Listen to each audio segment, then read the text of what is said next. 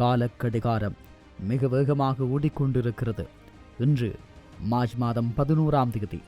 உலகம் இதுவரை கண்டிராத ஒரு மாபெரும் இராணுவ மோதலின் விளிம்பில் மத்திய கிழக்கு நிற்கிறது. அடுத்து வரும் 24 மணி நேரம். இது வெறும் 24 மணி நேரம் மட்டுமே. இது ஒரு தேசத்தின் தலைவிதியை மட்டுமல்ல, உங்கள் வீட்டு சமையலறை வரை வரப்போகும் பொருளாதார பேரழிவை தீர்மானிக்கப் போகிறது. இப்படியான சூழலில் அடுத்து வருகின்ற இந்த 24 மணித்தியாலங்களில் என்ன எல்லாம் இடம்பெறலாம் என்று சொல்லி இராணுவ ஆய்வாளர்கள் கருதுகிறார்களோ அதை நாங்கள் பேசலாம். 1. ஹார்மோஸ் ஜலசந்தியில் முற்றுகை. அமெரிக்காவினுடைய 5வது கடற்படை ஹார்மோஸை இராணுவ விலக்கப்பட்ட மண்டலமாக அறிவிக்கப் போகிறது. அதன் பிறகு ஒரு சொட்டு எண்ணெய் கூட வெளியே வராது. இது உலக சந்தையில் ஏற்படுத்த போகும் தாக்கம் என்ன? 2. ஈரானின் ட்ரோன் இராணுவம். நூற்றுக்கணக்கான தற்கொலை தாக்குதல் ட்ரோன்களை ஒரே நேரத்தில் ஏவி இஸ்ரேலினுடைய வான் பாதுகாப்பு கவசத்தை ஓட்டி போட ஈரான் தீட்டியுள்ள ரகசிய திட்டம் தொடர்பான தகவல்கள் இருக்கிறது. அதேபோல இலங்கைக்கு வரப்போகின்ற நிழல் போர். இந்திய பெருங்கடலில் அமெரிக்க கப்பல்கள் நிலைநிறுத்தப்படுவதால் இலங்கையின் கடல் வணிகம் எப்படி முடங்கப் போகிறது? நாளை காலை நீங்கள் வாங்கும் பெட்ரோல் விலைக்கும் இந்த ஹார்மோஸ் முடக்கத்திற்கும் என்ன தொடர்பு இருக்கப் போகிறது? இப்படியான கேள்விகள் எல்லாம். அதே நேரம் அடுத்த சில மணி நேரங்களில் ஈரானின் மின்சார கட்டமைப்புகள் முடக்கப்படலாம் என உளவுத்துறை எச்சரிப்பது ஏன்? இப்படி நிறைய கேள்விகள் இருக்கிறது. இது வெறும் போர் செய்தி அல்ல, இது ஒரு சர்வதேச அதிகார போட்டி. அமெரிக்காவின் கர்வமா, ஈரானின் பிடிவாதமா, அல்லது இஸ்ரேலினுடைய அதிரடியா? அடுத்து வரப்போகின்ற அந்த 24 மணித்தியாலங்கள் உங்களை சில வேளைகளில் உறைய வைக்கலாம். வாருங்கள், அந்த 24 மணித்தியாலங்களினுடைய நிமிடங்கள் ஒவ்வொன்றையும் தின்னப்போகின்ற அந்த சம்பவங்களை நாங்கள் விரிவாக பார்க்கலாம். அடுத்த 24 மணி நேரத்தில் நாம் பார்க்க போகும் முதல் பெரிய மாற்றம் ஹார்மோஸ் ஜலசந்தி முழுமையாக இராணுவ கட்டுப்பாட்டுக்குள் வருவதுதான். அமெரிக்காவினுடைய அந்த நகர்வு, அதாவது அமெரிக்காவினுடைய 5வது கடற்படை ஹார்மோஸ் பகுதியை ஒரு தடை செய்யப்பட்ட மண்டலமாக அறிவிக்க தயாராகிவிட்டது. இதன்படி எந்த ஒரு வணிக கப்பலும் அமெரிக்க இராணுவத்தின் அனுமதியின்றி உள்ளே நுழையவோ வெளியேறவோ முடியாது. இதன் நேரடி அர்த்தம், சர்வதேச கடல் சட்டங்களின்படி இந்த பாதை வழியாக செல்லும் எந்த ஒரு ஈரானிய படகும் அல்லது சந்தேகத்துக்குரிய கப்பலும் எச்சரிக்கையின்றி சுட்டு வீழ்த்தப்படும். இங்கேதான் சிக்கல் தொடங்கப் போகிறது. ஈரான் தனது கடற்படை கொரில்லா தந்திரத்தை பயன்படுத்த தொடங்கியுள்ளது. அடுத்த சில மணி நேரங்களில் ஹார்மோஸ் பாதையில் ஆயிரக்கணக்கான சிறிய கன்னிவெடிகளை ஈரான் விதைக்கப் போவதாக உளவுத்துறை எச்சரிக்கிறது.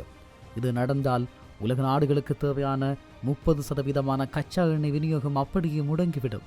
மறுபுறம் ஆஸ்திரேலிய வான்படை மற்றும் உளவுத்துறையான மொசாட் ஈரானுடைய மைய நரம்பு மண்டலத்தை தாக்க தயாராகிவிட்டது. அடுத்த 24 மணி நேரத்தில் நாம் பார்க்க போவது ஏவுகணைகளை அல்ல, சைபர் குண்டுகளை. ஈரானின் மின்சார விநியோக கட்டமைப்பு மற்றும் ஏவுகணை தளங்களை கட்டுப்படுத்தும் மென்பொருட்களை முடக்க இஸ்ரேல் திட்டமிட்டுள்ளது. இதற்கு பதிலடியாக ஈரான் தனது சாகித் ரக ட்ரோன்களை ஒரு கூட்டமாக ஏவ தயாராக உள்ளது. இந்த ட்ரோன் கூட்டங்கள் இஸ்ரேலினுடைய அயன் டோம் பாதுகாப்பை அமைப்பையே செயலிழக்க வைக்கும் வல்லமை கொண்டவை. இது ஒரு நவீன கால தொழில்நுட்ப போர் என்றும் சொல்லலாம். தெற்கில் ஈரான் பதற்றம் நிலவும் அதே வேளையில் வடக்கில் இஸ்ரேல் லெபனான் நிலையில் போர் முகங்கள் கருத்துவிட்டன. ஹிஸ்புல்லா அமைப்பின் பதுங்கு குழிகளை நோக்கி இஸ்ரேலிய கவச வாகனங்கள் நகரத் தொடங்கியுள்ளன. அடுத்த 24 மணி நேரத்திற்குள் ஒரு பாரிய தரைவழி ஊடுருவல் நிகழ வாய்ப்புள்ளது. இது மத்திய கிழக்கில் ஒரு முக்கோண போரை உருவாக்கும். அமெரிக்கா இஸ்ரேல் ஒரு புறம், ஈரான் ஹிஸ்புல்லா மறுபுறம் என உலகம் 2 துருவங்களாக பிரிய போகிறது. இந்த நிலையில் இப்போதுதான் மிக முக்கியமான பகுதிக்கு வரப்போகிறோம். இந்த சம்பவங்கள் இலங்கையை எப்படி பாதிக்கும்? எரிபொருள் தட்டுப்பாடு. ஹார்மோஸ் ஜலசந்தி முடக்கப்பட்டால் அடுத்த 48 மணி நேரத்தில் இலங்கைக்கு வரும் கச்சா எண்ணெய் கப்பல்கள் அப்படியே நிற்கும். நாளை காலை முதல் எரிபொருள் நிரப்பு நிலையங்களில் நீண்ட வரிசைகள் உருவாகும் அபாயமும் ஏற்படலாம். இந்திய பெருங்கடல் இப்போது போர்க்களமாக மாறி வருவதால் சர்வதேச காப்பீட்டு நிறுவனங்கள் கப்பல்களுக்கான கட்டணத்தை 400% உயர்த்தியுள்ளன. இதன் விளைவாக இலங்கைக்கு இறக்குமதி செய்யப்படும் அத்தியாவசிய பொருட்களின் விலை நாளை முதல் 2 மடங்காக கூடும். அதேபோல அமெரிக்காவினுடைய 5வது கடற்படையின் ஒரு பகுதி இலங்கையொட்டிய கடல் பகுதிக்கும் நகர்த்தப்படலாம். இது தெற்காசியாவின் அமைதியை குலைக்கும் ஒரு நிழல் போராக மாறும். இப்படியான சூழலில் இந்த இரவு உலகிற்கு ஒரு மிகப்பெரிய எச்சரிக்கை. அடுத்த 24 மணி நேரத்தில் கேட்கும் முதல் வெடிகுண்டு சத்தம் உலக பொருளாதாரத்தின் வீழ்ச்சிக்கான தொடக்கமாக இருக்கலாம். நாம் ஒரு போர்முனையில் நிற்கவில்லை, ஆனால் போரின் தாக்கத்தை நம் ஒவ்வொருவரின் சமையலறையிலும் உணரப்போகிறோம். இது வெறும் இராணுவ மோதல் அல்ல. நாங்கள் ஏற்கனவே சொன்னது போல இது நாடுகளின் வாழ்வா சாவா போராட்டம். அடுத்த 24 மணி நேரத்தின் ஒவ்வொரு நகர்வையும் துல்லியமாக அவதானிக்க முடியும். ஆனால் எந்த விதமான மாற்றங்களுக்கும் நாம் உட்படுத்த முடியாது. ஆனால் நம் ஒவ்வொருவருடைய வாழ்க்கையையும் அது புரட்டி போட போகிறது. நம்முடைய வாழ்வாதாரத்தை அது சிதைக்கலாம். நாங்கள் இன்று இருக்கின்ற இந்த நிம்மதியான வாழ்க்கை நாளை இல்லாமல் போகலாம். இவை எல்லாவற்றிற்கும் காரணம் அமெரிக்கா மற்றும் ஈரானுடைய அந்த அதிகார போட்டியும் பிடிவாதமும் மட்டுமே என்பதில் எந்த மாற்று கருத்தும் இல்லை.